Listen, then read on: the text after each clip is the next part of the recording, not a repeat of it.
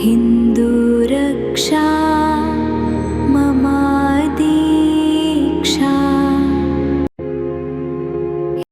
നമസ്തേ. സഖാക്കന്മാരോടാണ് ഇങ്ങനെ പൊട്ടന്മാരാകരുത്. The real Kerala story എന്നൊക്കെ പറഞ്ഞ് ഈ കൊച്ചിന്റെ വിവാഹം ഇങ്ങനെ ആഘോഷിക്കുന്നത് കാണുമ്പോൾ ശരിക്കും നിങ്ങളോട് സഹതാപം തോന്നുകയാണ്. മുസ്ലിം യുവാവുമായി പ്രണയം, ജീവിതം തേടി മോണാലിസ കേരളത്തിൽ.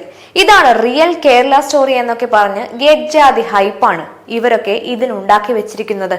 ബോധമില്ലാത്ത പ്രായത്തിൽ ആ കൊച്ചു കാണിക്കുന്ന ഒരു മണ്ടത്തരത്തിനെയാണ് ഇങ്ങനെ സഖാക്കന്മാരൊക്കെ ചേർന്ന് രാഷ്ട്രീയ നറേറ്റീവാക്കി ആഘോഷിക്കുന്നത്. പ്രണയം, ആകർഷണം, സ്വാതന്ത്ര്യത്തിനോടുള്ള താല്പര്യമൊക്കെ കൂടുതലായി വന്നു ചേരുന്ന പ്രായമാണിത്. വകതിരിവ് വട്ടപൂജ്യമായിരിക്കും. അങ്ങനെ ഒരു പ്രായത്തിൽ ആ പെൺകുട്ടി തന്റെ ജീവിതത്തെക്കുറിച്ച് എടുത്തുചാടിയെടുത്ത ഒരു തീരുമാനത്തെ എന്തോ വലിയ സാമൂഹിക രാഷ്ട്രീയ സംഭവം എന്ന പോലെ അവതരിപ്പിച്ച് ഇതാണ് റിയൽ കേരള സ്റ്റോറി എന്നൊക്കെ പറഞ്ഞ് ആഘോഷിക്കാൻ ശരിക്കും നിങ്ങൾക്ക് ഉളുപ്പില്ലേ? ജീവിതത്തോട് ഉത്തരവാദിത്വവും പക്വതയും കൈവരുന്ന പ്രായത്തിൽ വിവാഹം തീരുമാനിക്കുന്നതാണ് കൂടുതൽ ബുദ്ധിപരമെന്നതാണ് ഒന്നാമത്തെ കാര്യം.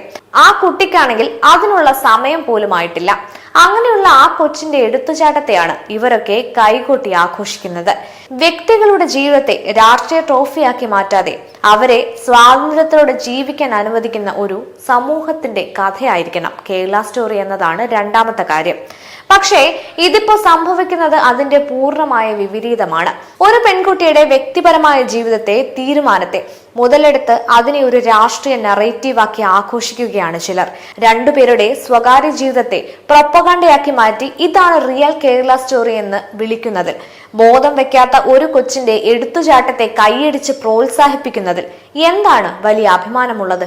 സ്വന്തം അച്ഛനമ്മമാരുടെ സമ്മതമില്ലാതെ അവരെ വഞ്ചിച്ച് കാമുകനൊപ്പം ഒളിച്ചോടി വിവാഹിതരാവാൻ കേരളത്തിലെത്തിയ കുംഭമേളയിലെ താരമാണ് മോണാലിസ. ഒരു മുസ്ലിം യുവാവ് ഫർമാൻ ഖാനുമായുള്ള അവരുടെ വിവാഹം CPM നേതാക്കളുടെ കാർമ്മികത്വത്തിൽ ആഘോഷമാക്കി.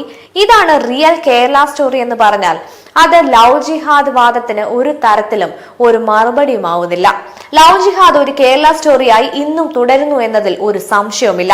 എന്നാൽ മൊണാലിസ ഒളിച്ചോടി വന്നത് ഒരു മുസൽമാന്റെ ഒപ്പമായതിനാൽ മാത്രമാണ് CPM നേതാക്കൾക്കും മാധ്യമങ്ങൾക്കും ഇത്രയും ആവേശം.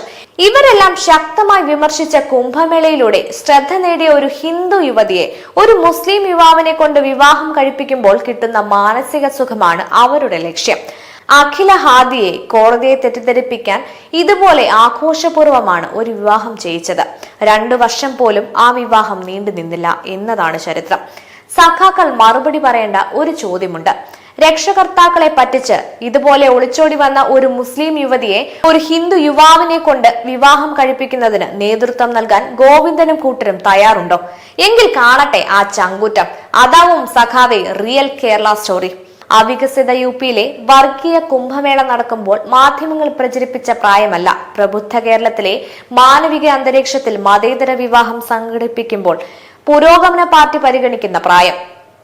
ഉത്തരേന്ത്യയല്ല, കേരളമാണ് സുരക്ഷിത ജീവിതത്തിന് പറ്റിയ ഒരേ ഒരിടം എന്ന് തിരിച്ചറിഞ്ഞതിലും പ്രഖ്യാപിച്ചതിലും തന്നെ കുട്ടിയുടെ പ്രായപൂർത്തിയും പക്വതയും പ്രകടമായിട്ടുണ്ട്. അതിനാൽ ഒരൊറ്റ കൊല്ലത്തിൽ 2ഓളം വർഷങ്ങളുടെ ജീവിതാനുഭവങ്ങളിലൂടെ കടന്നുപോയ കുട്ടിക്ക് 18 തികഞ്ഞതായി പാർട്ടി വിലയിരുത്തുന്നു. കുട്ടിയുടെ മാതാപിതാക്കളോ ബന്ധുക്കളോ അത് നിഷേധിച്ചാൽ അത് പാർട്ടി വിരുദ്ധ പ്രവർത്തനമായി കണക്കാക്കി അവർക്കെതിരെ ശക്തമായ നടപടി സ്വീകരിക്കും.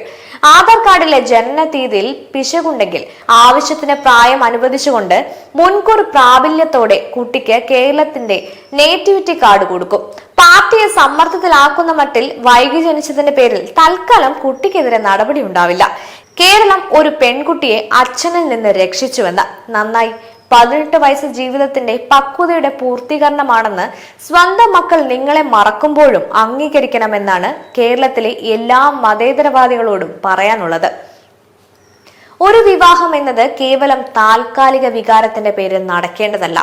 ആ കുട്ടിക്ക് വേണ്ടത്ര പക്വതയില്ലെന്നും ആ പയ്യൻ മിക്കവാറും അവളെ ഉപദ്രവിക്കാൻ തുടങ്ങുമെന്നും ഒരൊറ്റ നോട്ടത്തിൽ തന്നെ മനസ്സിലാക്കാം. സംഭവിക്കാതിരിക്കട്ടെ. എന്തായാലും കേരളത്തിനകത്ത് തന്നെ 100 കണക്കിന് പെൺകുട്ടികൾ അച്ഛനമ്മമാരുടെ പൂർണ്ണ സമ്മതമില്ലാതെ എന്തു ചെയ്യണമെന്നറിയാതെ വിഷമിക്കുന്നുണ്ട്. അവർക്കെല്ലാം സ്വന്തം മാതാപിതാക്കളെ മറക്കാനും സ്വന്തം ഇഷ്ടപ്രകാരം നടക്കാനും ഈ കുട്ടി ബന്ധപ്പെട്ട പോലീസ് സ്റ്റേഷനുമായി ബന്ധപ്പെടാം. സർക്കാർ തലത്തിൽ കരുതലും താങ്ങും ഉണ്ടാകുമെന്ന് പ്രതീക്ഷിക്കാം. കേരള സ്റ്റോറികൾ നിരവധി ഉണ്ടാകട്ടെ. മുൻപ് സിറിയയിലേക്ക് കൊണ്ടുപോകുന്ന വാർത്തകളായിരുന്നു, ഇപ്പോ അത് കേരളത്തിലേക്കായി. ഹിന്ദു രക്ഷാ